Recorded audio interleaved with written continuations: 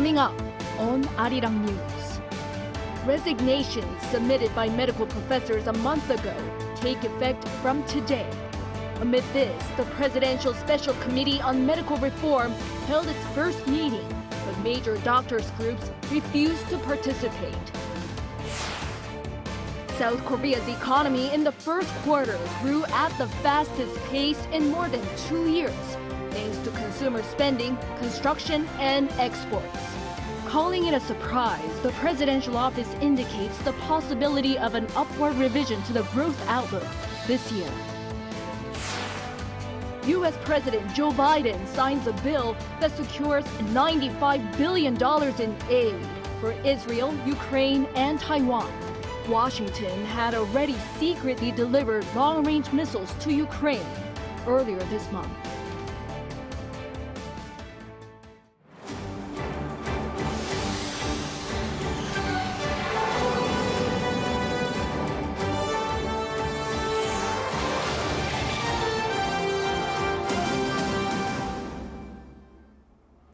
Good evening. It's 9 p.m. here in Seoul.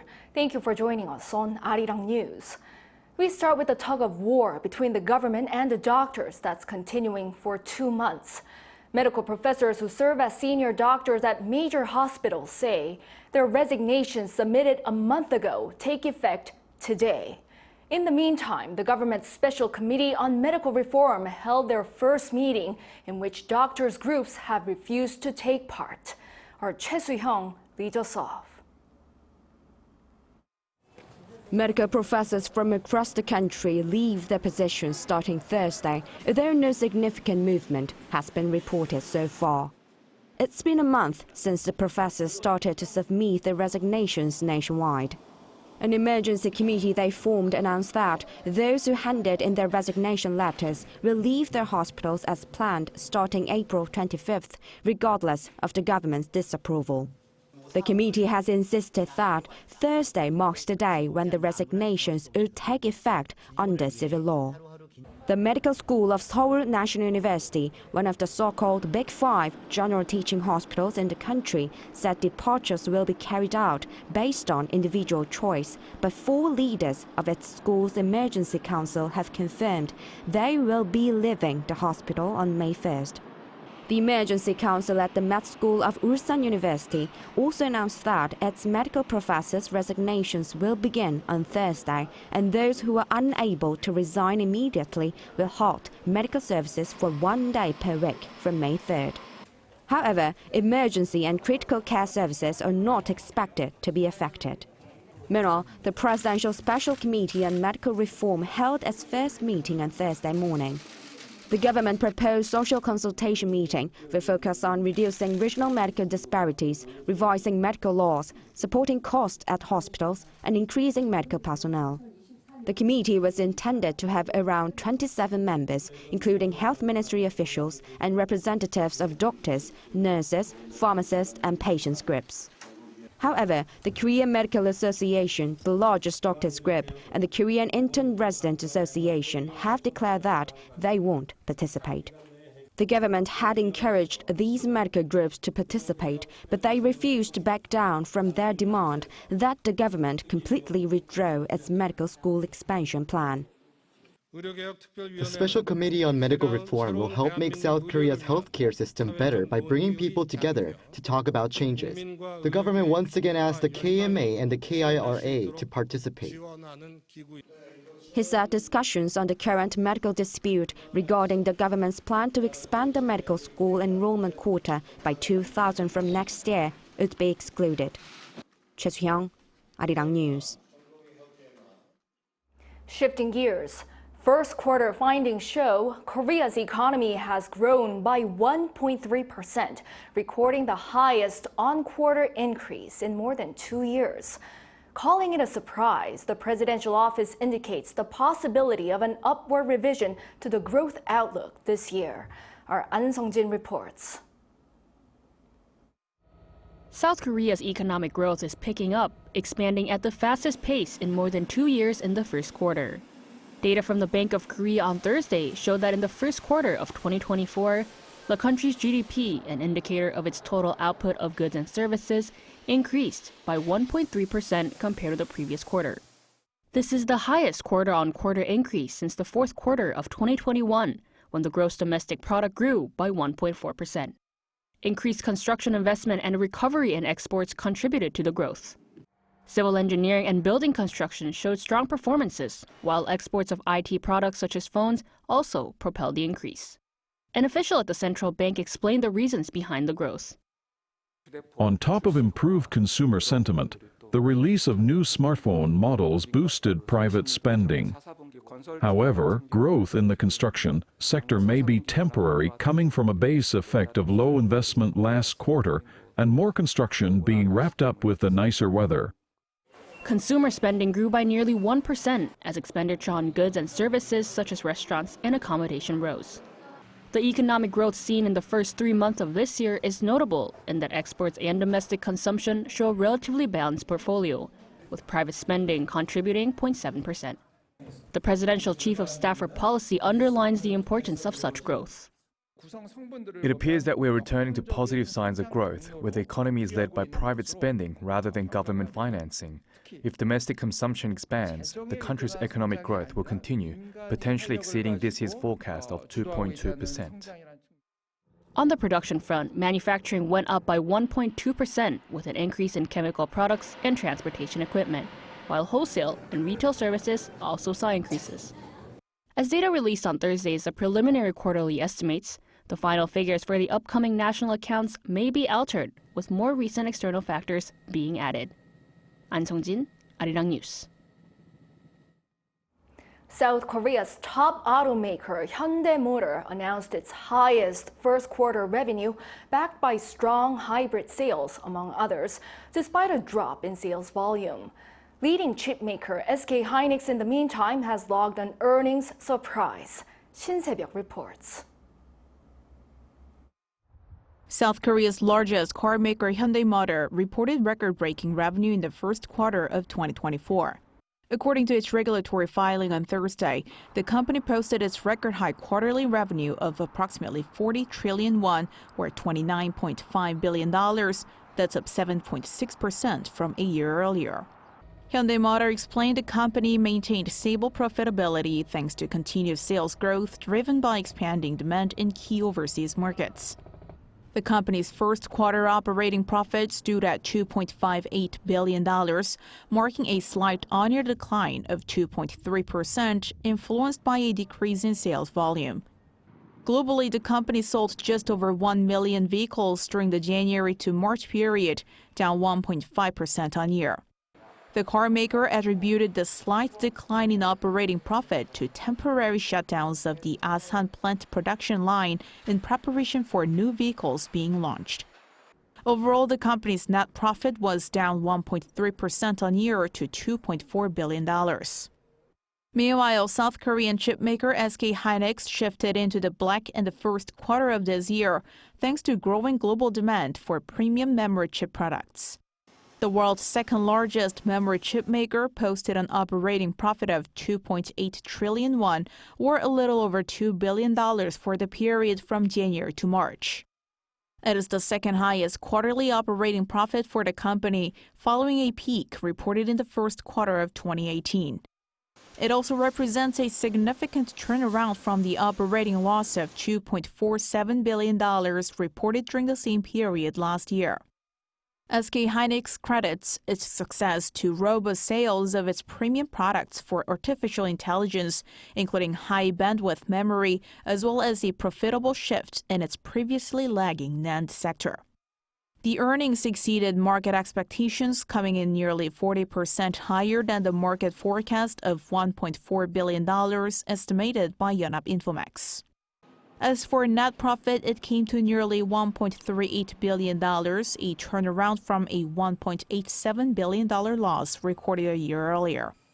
Sales soared 144.3% on year to $9 billion, marking a record first quarter high.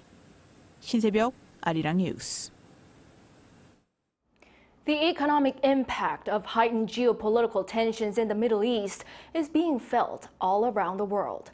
In South Korea, the effects are being seen in the financial markets and oil prices. Our economics correspondent Moon Hee-jin tells us more. As Iran and Israel traded direct attacks against each other's territory for the first time, the South Korean won took a tumble against the US dollar. Recent data has shown that the exchange rate between the two currencies has risen by over 7% this year, exceeding the rise seen during the financial crisis of 2008.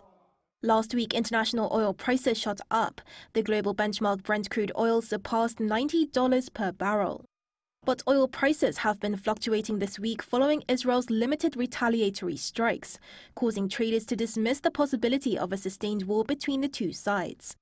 South Korea's benchmark HYBE index also saw a sharp decline. Last Friday, it dipped below the 2,560 mark for the first time since February. This comes as foreign investors seek safe haven assets, but one expert says another big factor has been hawkish remarks from Federal Reserve officials. For high-tech industries, the interest rate is very important for their investment plans. So with longer period of high interest rates, that they may scale back on their investment plans, and that's showing up in the stock prices of high-tech industries. The country's economy is showing some signs of recovery, with the $1 exchange rate this week less unstable compared to immediately following the attacks last week. The government has also extended the fuel tax cut by 2 months to June as oil prices affect headline inflation. According to the Federation of Korean Industries, should active conflict break out and crude oil prices rise to over 3 digits per barrel, the rising consumer prices could rocket up by more than 4%. Fuel tax cuts could have a limited effect given that the core inflation rate excluding food and energy prices has been stable at around 2.5% this year. So this figure is the lowest level since 2022, implying that the price level, excluding the energy products, has stabilized a lot during the last 2 years. So given that the price level has become already stabilized a lot compared to before, we can expect that the effect of the tax cut will be somewhat limited. A ministerial economic meeting on Thursday discussed how supply chains as a whole could be affected. Finance Minister Choi Sang-mok described the supply chain as fragile as thin ice and highlighted the importance of a strong supply chain that many of the country's high-tech sectors are reliant on. Moon Hee-jin, Arirang News. In other news, preparations for a meeting between President Yoon Suk-yeol and the main opposition leader Lee Jae-myung appear to be losing momentum, with the two sides having different approaches. The presidential office said a second round of preparation talks was held on Thursday, but concluded without a fixed date being agreed, despite the meeting expected to have taken place this week. Yoon's office maintains that there should be no set agenda, as the president is open to all matters related to national affairs and urgent livelihood issues. But the opposition says that setting specific topics beforehand will maximize the outcome of the meeting. The presidential office says the ball is in the opposition party's court. This comes as last Friday, after the ruling People Power Party's loss in the general election, President Yoon called Lee to suggest the two meet. South Korea's ambassador to the United States, Cho Hyun-dong, says that the alliance between Seoul and Washington will remain strong regardless of what happens in the U.S. presidential election in November.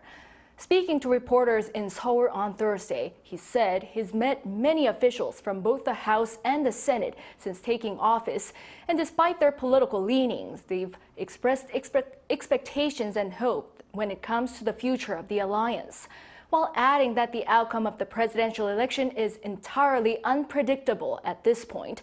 The ambassador said variables such as swing states, moderate voters, and third-party candidates will likely shape the course of the upcoming election.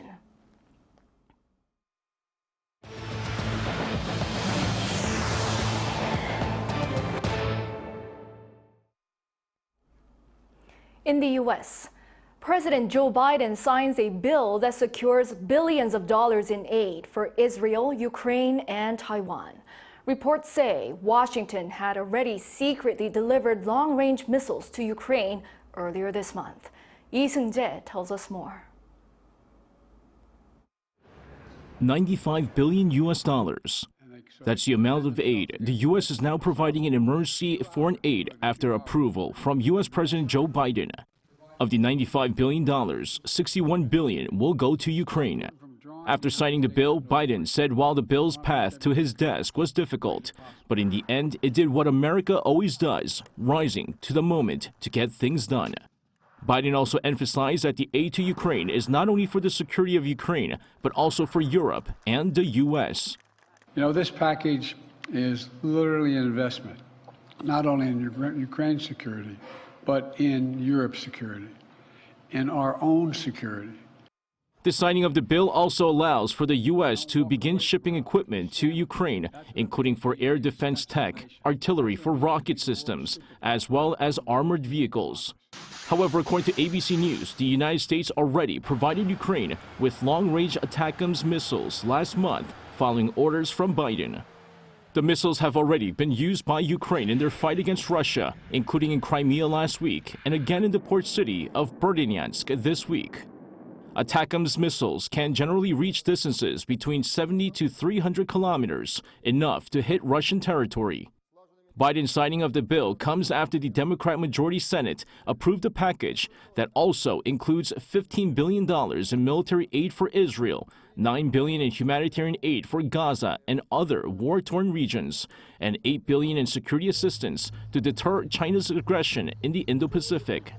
The bill was first requested by the Biden administration last fall, but was met with Republican-led opposition in the House before a sudden reversal by House Speaker Mike Johnson. Lee Seung-jae, Arirang News. The Palestinian militant group Hamas has shared a new video of an Israeli-American hostage who criticized the Israeli Prime Minister and the government for failing to save the remaining hostages. Our Choi Min-jung has the details. Hamas has released a new video showing an Israeli-American hostage. The person in captivity identified himself as 23-year-old Hirsch Goldberg Polin. He was kidnapped from the Nova Music Festival during Hamas's attack on October 7th. In the video, the hostage says that he has been in captivity for 200 days, suggesting that the video was filmed on the 200th day of the war this week. However, the exact date of filming is yet to be verified. In the video, the hostage criticizes Israeli Prime Minister Benjamin Netanyahu and the government for failing to save the remaining hostages, as other Israeli hostages have done in Hamas hostage videos. He also says that Israel's airstrikes killed 70 captives in the Gaza Strip. After watching the video, the parents of Goldberg Polin, who've been actively campaigning for the release of their son, told him to stay strong. And Hirsch, if you can hear this, we heard your voice today for the first time in 201 days. And if you can hear us, I am telling you, we are telling you, we love you, stay strong, survive. His parents also made a plea to the negotiating parties to get a deal done and end the suffering. Meanwhile, White House National Security Advisor Jake Sullivan called for the immediate release of the hostage. All I can say is this is an innocent young man being held hostage by a terrorist organization, and he should be released immediately without condition and without delay. According to Reuters, Goldberg Polin is among the 133 hostages still held in Gaza, after more than 100 were released last year. Israel has been launching assaults on Gaza in an attempt to rescue them. More than 34,000 Palestinians have been killed since the start of the conflict, according to Gaza's health ministry. The United Nations is particularly concerned about the number of children killed. The UN Commissioner for Human Rights says a child is being killed or wounded every 10 minutes. Choi Min-jung, Arirang News. Over to K-pop. Conflict between parent company HYBE and the CEO of its subsidiary ADOR, which manages girl group NewJeans, is looking to become quite ugly amid accusations of a takeover and rampant plagiarism. Yoon-Lee tells us more. South Korea's largest K-pop agency HYBE on Thursday said it will report the CEO of its subsidiary label ADOR, Min Hee-jin, to the police for breach of trust. In a press release on Thursday morning, HYBE said that specific evidence has been gathered to support its claims that Min had made moves to seize control of the label. This latest action is based on an interim report of an audit initiated on Monday. On Thursday afternoon, ADOR CEO Min Hee-jin held an emergency press conference to deny the allegations, saying that she had no intention of seizing control. I don't think I betrayed HYBE, but I think HYBE betrayed me. HYBE used me as much as was possible. Min said she feels like she's being framed and expressed her disappointment, asking how HYBE could take things this far. She also refuted the accusation that she had received coaching from a shaman to manage a label in the current situation. The conflict came to light on Monday when Min accused another HYBE subsidiary Belift Lab of plagiarism due to creative similarities between recently debuted girl group Eyelet and ADOR's girl group NewJeans. But HYBE says Min's attempt to take over ADOR was planned before Eyelet's debut, saying it detected attempts from Min and a close executive associate on October 22nd last year. HYBE revealed it has at least 3 digital documents to support its claims, including paperwork related to terms for contract changes and plans to attract external investors.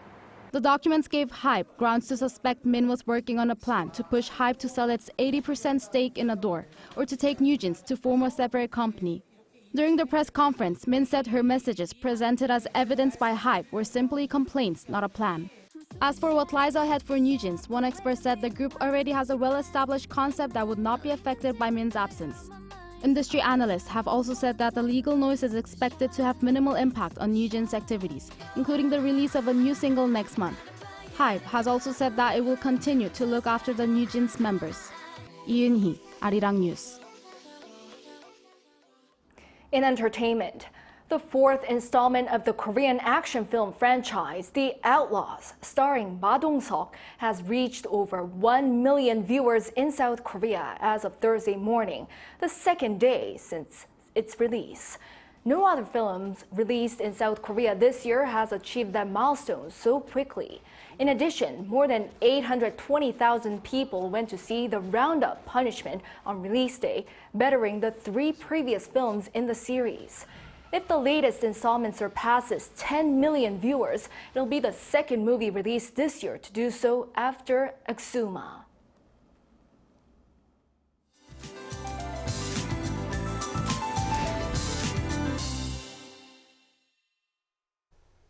Clear spring weather continued today. The early summer-like heat also appeared in the eastern parts of the country, with Gangneung and Daegu rising to 27 degrees Celsius.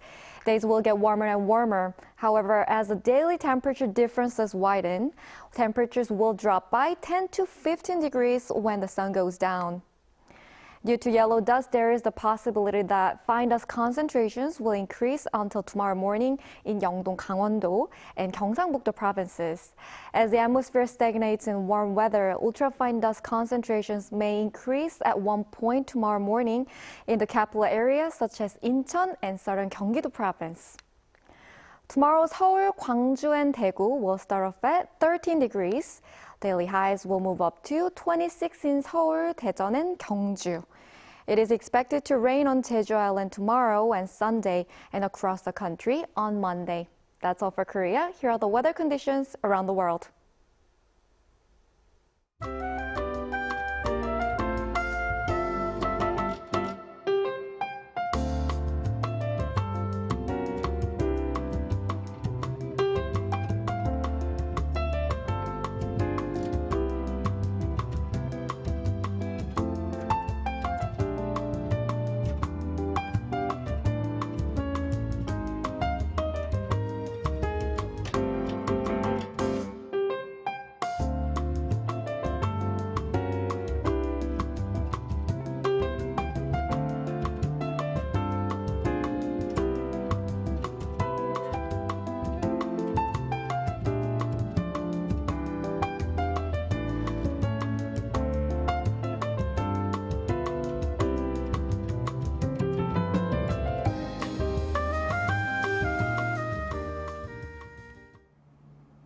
Well, that is all for this newscast tonight. Thank you for watching. Hope everyone has a lovely night.